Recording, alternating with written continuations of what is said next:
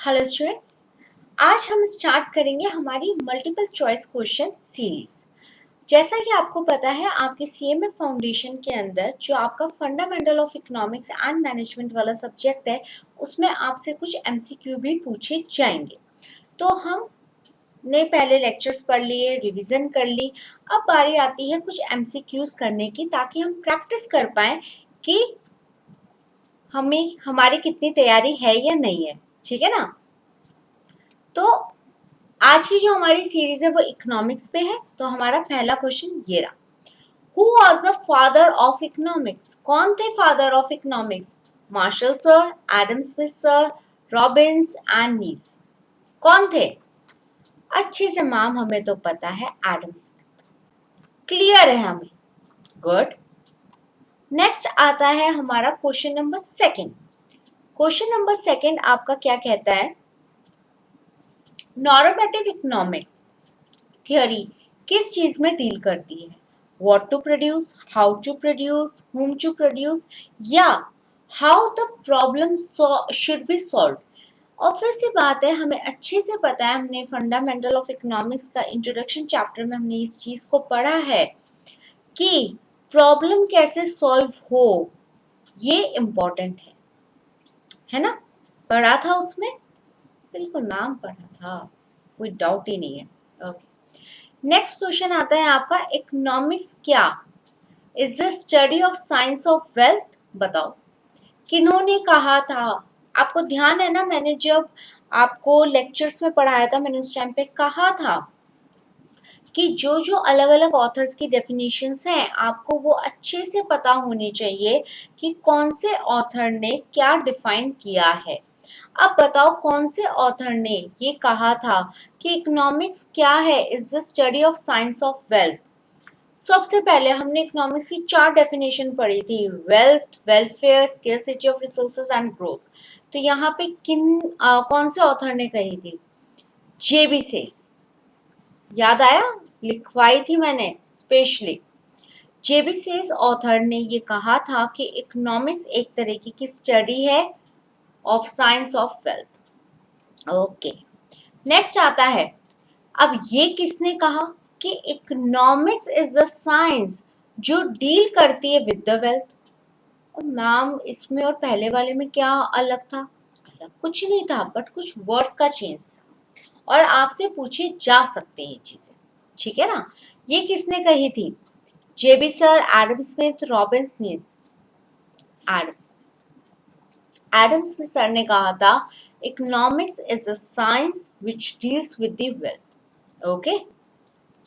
Next, who wrote a famous book principle of economics? किस author ने ये book लिखी थी principle of economics? J B sir और Adam Smith sir, Alfred Marshall या नीस? बताओ किसने लिखी थी principle of economics? Marshall sir ने। ठीक है। नेक्स्ट,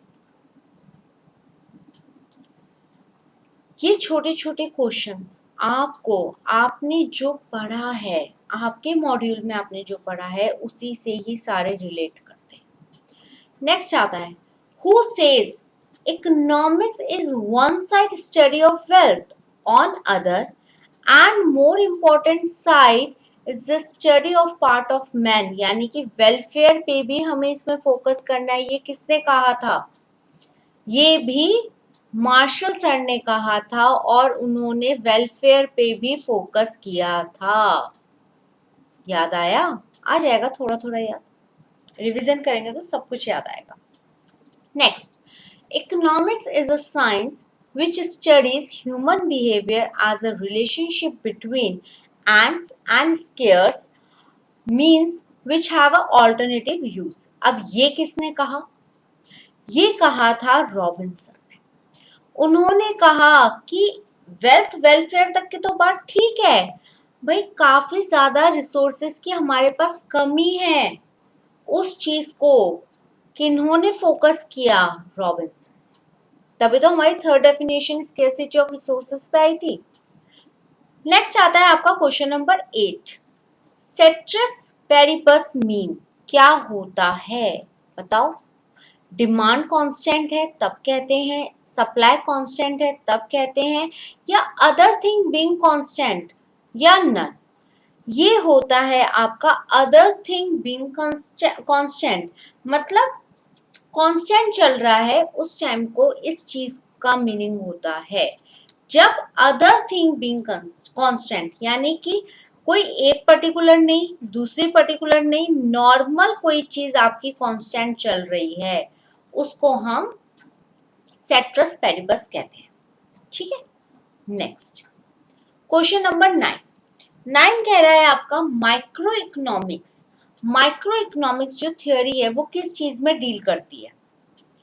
इकोनॉमी पूरी में, इंडिविजुअल यूनिट्स में, इकोनॉमिक ग्रोथ में, या ऑल ऑफ द अबव? सोचो किस चीज में डील करती है? इंडिविजुअल यूनिट्स में। क्यों, आपको पता है ना माइक्रो थोड़ा सा आपका कहाँ पे जाता है? प्रोडक्शन के पॉइंट पे जाता है, लेबर के पॉइंट पे जाता है, कैपिटल पे जाता है। तो यहाँ पे आपका इंडिविजुअल यूनिट पे ज्यादा इसमें माइक्रो इकोनॉमिक्स में फोकस होता है। Question number 10, in economics goods includes material thing which, क्या? या तो वो ट्रांसफर हो सकते हैं, या वो विजिबल हो सकते हैं, या ये चीजें दोनों हो सकती है, नन हो सकती है। बताओ। ऑब्वियस सी बात है मैम, हमारे पास मटेरियल चीज होगी, हम उसको ट्रांसफर करेंगे, और ऑब्वियस सी बात है जब मटेरियल थिंग है तो हमें विजिबल भी होनी चाहिए। तो इसका आंसर हो जाएगा ये, both A and B. Clear? 11, human wants are, हमारी इच्छाएं क्या है? लिमिटेड, अनलिमिटेड, अनडिफाइंड और नन। क्या है हमारी वांट्स? क्या है? अनलिमिटेड। हम इतने टाइम से एक ही चीज पे फोकस कर रहे हैं भाई, हमारे जितनी भी वांट्स हैं वो क्या है? अनलिमिटेड है। तभी तो स्केर्सिटी ऑफ रिसोर्सेज वाली बात पे भी बात हुई। ठीक है ना, हमारी वांट्स अनलिमिटेड है और हमारे पास रिसोर्सेज क्या है? लिमिटेड है। Next, nature of PPF curve is convex to the origin होता है, कॉनकेव टू द ओरिजिन होता है, या बोथ होता है, या नन होता है? क्या होता है पीपीएफ कर्व? पीपीएफ कर्व आपका कॉनकेव टू द ओरिजिन होता है। ठीक है, हमने पढ़ा है प्रोडक्शन पॉसिबिलिटी कर्व को, हमने अच्छे से पढ़ा है। If PPF is linear it implies, अगर वो लीनियर है तो वो क्या कहलाता है? कांस्टेंट अपॉर्चुनिटी कॉस्ट को डिफाइन कर रहा है, या डिमिनिशिंग अपार्ट कॉस्ट को डिफाइन कर रहा है, या इंक्रीजिंग अपॉर्चुनिटी कॉस्ट को डिफाइन कर रहा है, या किसी चीज को भी नहीं कर रहा? मतलब इन ऑप्शन में से बताओ क्या था इसका? कांस्टेंट अपॉर्चुनिटी कॉस्ट को ये इम्प्लाइज करता है जब आपका पीपीएफ क्या होता है? लीनियर होता है। क्लियर? नेक्स्ट आता है आपका क्वेश्चन नंबर 14 जो कहता है any point beyond PPF is attainable, unattainable, both और नन। अगर कोई पॉइंट बियॉन्ड पीपीएफ चला जाएगा, ऑब्वियस सी बात है उसको हम अटेनेबल ही नहीं करेंगे, अनअटेनेबल हो जाता है वो हमारे लिए। सिंपल सा क्वेश्चन है। लास्ट, आज के पार्ट का लास्ट एक और एमसीक्यू, वो ये है, if an economy is working at the point left to PPF curve, वो क्या शो करता है? अगर कोई भी इकोनॉमी आपका पीपीएफ कर्व के लेफ्ट साइड से आ रहा है तो वो क्या कहलाता है? वो कहलाता है आपका अनएम्प्लॉयमेंट। पढ़ा था हमने पीपीएफ कर्व के बारे में, थोड़ा बहुत हमने पढ़ा था कि किस तरह से वो इंक्रीज एंड डिक्रीज होता है, कब वो कांस्टेंट होता है एंड क्या वो चीजें रहती हैं उसमें। ठीक है, तो ये आपका आज का छोटा सा एमसीक्यू रिवीजन था। ठीक है ना, ऐसे हम और सीरीज लेके आएंगे आपके लिए ताकि आप पहले लेक्चर्स पढ़ लो, रिवीजन कर लो, and then you can practice this question also. Okay, तो आज के लिए इतना ही। आपको कोई भी क्वेरी है, कोई भी आप बात करना चाहते हो, कोई भी आपके क्वेश्चन है या जो भी है, डिस्क्रिप्शन बॉक्स में आपको हेल्पलाइन नंबर्स दिए हुए हैं, आप बात कर सकते हैं। Okay, thank you.